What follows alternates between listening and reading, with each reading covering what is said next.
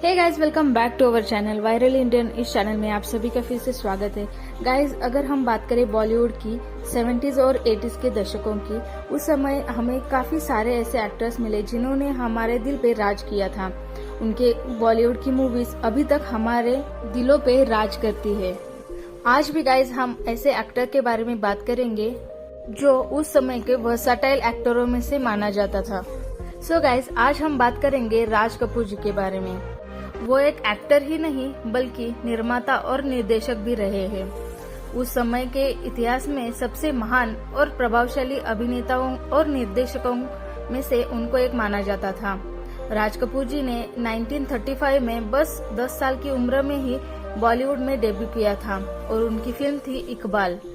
उन्होंने आवारा, श्री 420, चोरी चोरी, अनाड़ी, बूट पॉलिश, अब दिल्ली दूर नहीं, सपनों का सौदागर ऐसी कई सारी फिल्मों में दर्शकों का मनोरंजन किया है।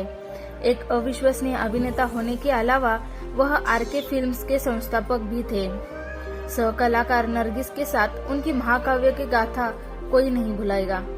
हालांकि राज कपूर ने प्रसिद्ध रूप से कहा था कि उनकी पत्नी उनके बच्चों की माँ थी, नरगिस उनकी फिल्मों की माँ थी।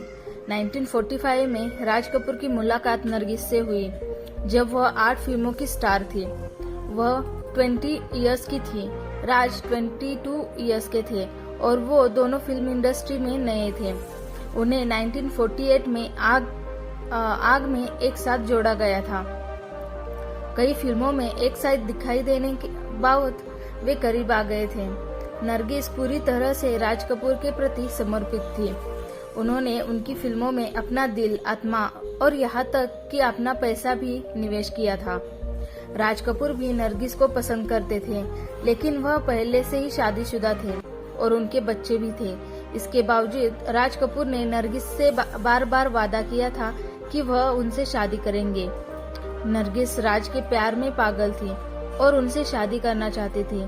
नरगिस को शक होने लगा कि शादी के 9 साल बाद भी राज उन पर ध्यान नहीं दे रहे हैं। वह उनकी फिल्मों में अलग थलग महसूस होने लगी और जो भूमिकाएं वो उन्हें सौंप रहे थे उससे वह असंतुष्ट थी। नरगिस 1955 में श्री 420 में अपनी गैर गैम्बलर्स की भूमिका से असंतुष्ट थी।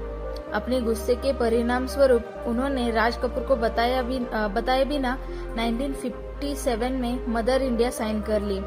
ये उनके लिए बेहद दर्दनाक था। फिल्मांकन के दौरान मदर इंडिया के सेट पर आग लग गई और नरगिस के सह कलाकार सुनील दत्त ने उन्हें बचाया। उसे बचाते समय वह इतनी बुरी तरह से जल गया कि उसे अस्पताल में भर्ती करना पड़ा। इस घटना के परिणाम स्वरूप नरगिस और सुनील को प्यार हो गया। ईयर 1958 में दोनों ने शादी भी कर ली। जब राज कपूर को नरगिस की सुनील दत्त से शादी के बारे में पता चला तो वह टूट से गए। उनकी पत्नी कृष्णा कपूर के अनुसार रात रात वह नशे में घर आते थे और रोते हुए बाथटब में गिर जाते थे। राज कपूर को ये यकीन हो गया था कि नरगिस ने उन्हें धोखा दिया।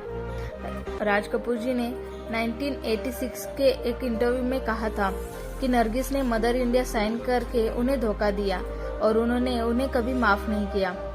नरगिस के दुनिया छोड़ने के बाद भी राज कपूर उनके अंतिम संस्कार में बाहरी लोगों के साथ खड़े रहे, जबकि सभी ने उसने उनकी लेटी हुई लाश के पास जाने का आग्रह किया था, लेकिन अभिनेता ने इनकार कर दिया।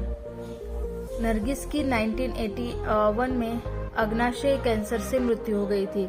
उसके ठीक 3 दिन पहले ही जब उनके बेटे संजय दत्त ने रॉकी के साथ फिल्म में डेब्यू किया था, उनके सम्मान में Nargis Dutt memorial cancer foundation की स्थापना करने के लिए गई थी। उनके सम्मान में वार्षिक फिल्म पुरस्कार समारोह में राष्ट्रीय एकता पर सर्वश्रेष्ठ फीचर फिल्म के लिए नरगिस दत्त को पुरस्कार दिया गया था। राज कपूर जी ने अपने बाद के वर्षों में अस्थमा से पीड़ित रहे और 1988 में 63 इयर्स की आयु में अस्थमा की जटिलताओं के कारण उनकी मृत्यु हो गई। दादा साहेब फाल्के पुरस्कार की प्रस्तुति के दौरान वह गिर पड़े और उन्हें इलाज करने के लिए अस्पताल ले जाया गया। अस्थमा के कारण दम तोड़ने से पहले वह लगभग 1 महीने तक अस्पताल में भर्ती थे। सो गाइज, ये थी कुछ राज कपूर और नरगिस जी के बारे में अनकही बातें। आपको ये वीडियो कैसा लगा है ये जरूर कमेंट में मेंशन करना, और अगर वीडियो अच्छा लगा हो तो लाइक भी करना और अपने फ्रेंड्स के साथ शेयर करना।